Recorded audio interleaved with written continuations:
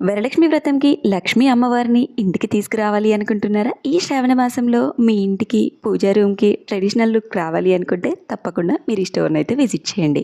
హెస్విక handicrafts, ఇక్కడ కొండపల్లి బొమ్మలు దొరుకుతాయి. ఇవన్నీ కూడా హ్యాండ్ మేడ్. కలరింగ్ కానీ ఫినిషింగ్ కానీ చాలా నీట్గా ఉంటాయి. ఇక్కడ లక్ష్మీ అమ్మవారు, సరస్వతి, దశావతారం, ఎడ్ల బండ్లు, అలాగే కృష్ణుడి బొమ్మలు, ఇలా చాలా రకాల వెరైటీస్ అయితే ఉంటాయి.